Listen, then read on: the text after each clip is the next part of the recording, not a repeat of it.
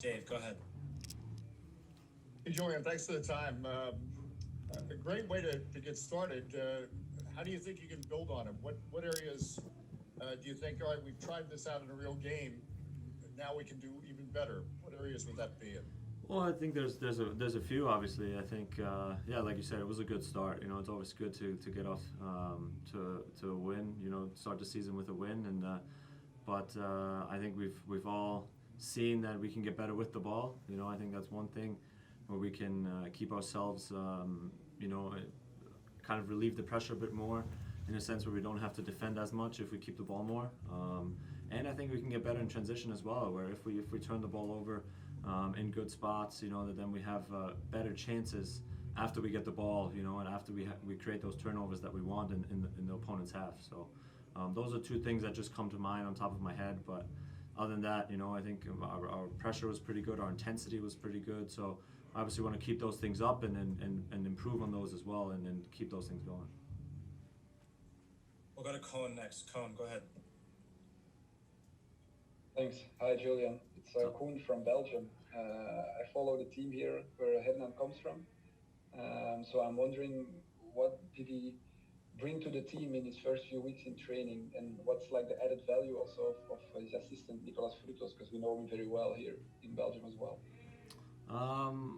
Hernan's brought a little bit of different things to the club, in terms of intensity, in terms of kind of just that European mindset, where he's been very, he has just new ideas, where every player is kind of like on their toes, trying to adjust, and seeing how he does things, how he wants things to be done, how he wants to play, how he wants to defend, how he wants to attack.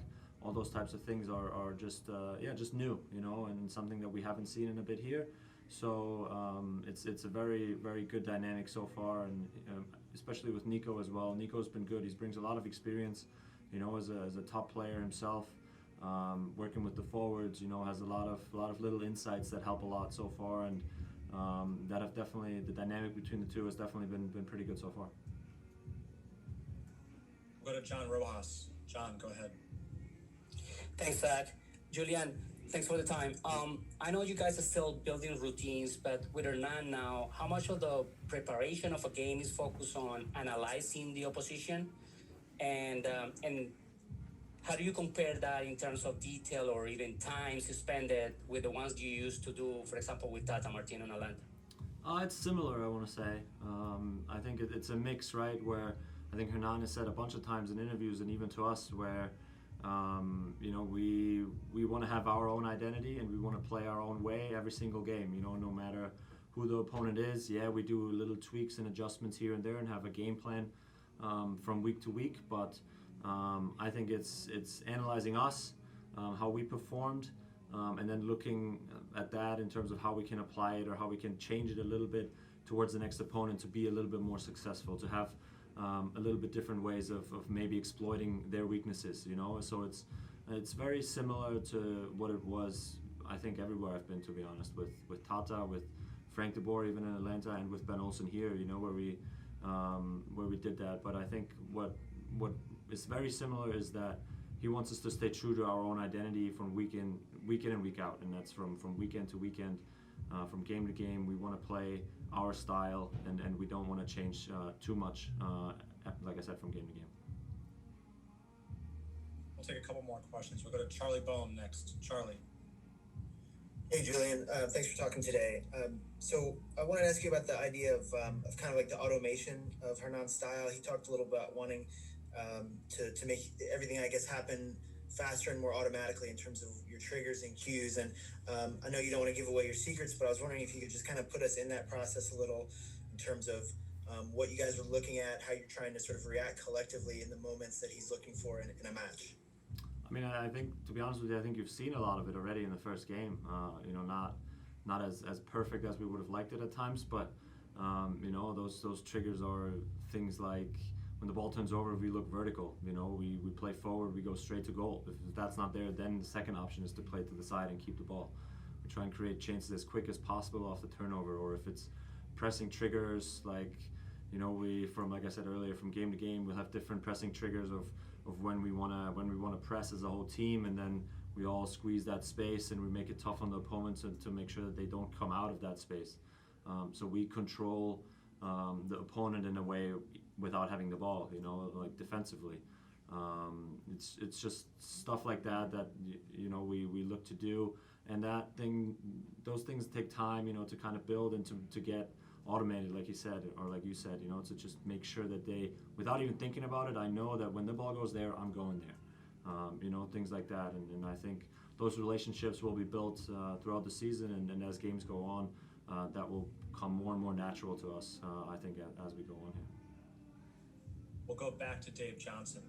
Dave, go ahead.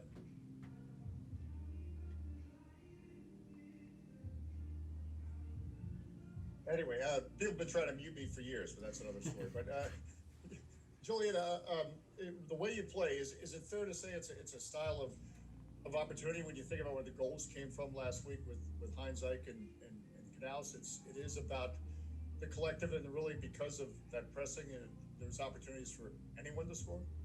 Yeah, I think so. I mean, you know, if just in terms of looking at the rosters and comparing us to other teams, we don't have $15 million players. We don't have $10 million players. You know, we have to be one team, and we have to be the collective, and we have to play together. And you know, I think none of us care where the goals will come from. You know, if Eddie doesn't end up scoring, or if I don't end up scoring, and we keep winning, I don't think Eddie will care. I don't think I care at all. You know, like it really is a collective thing where we see ourselves as one team and one squad that wants to head in the same direction and wants to win games together. And whichever way we can do that is good for us, and we want to continue in that way. And that's something that we've, you know, wanted to instill from the beginning. I think one of the first sentences Hernan said to us was the collective above the individual, you know, in the first meeting, and that was reminded. You know, we were reminded of that again before this first game, and that's how we approach every single week and every single game, you know, and that's how we want to win games ultimately. Last question, Julian. This one came in ahead of time. What does the team have to do to have success against New England this weekend, particularly in the offensive third? I think we gotta create, you know, like I said, better ways for us to keep them defending. You know, to keep the ball, if that's in their half, to make them defend, and move them side to side, because I know that, you know, they have high-profile attackers. They're not, you know, always tuned in at times defensively, or want to give up at times defensively, where they're not, you know.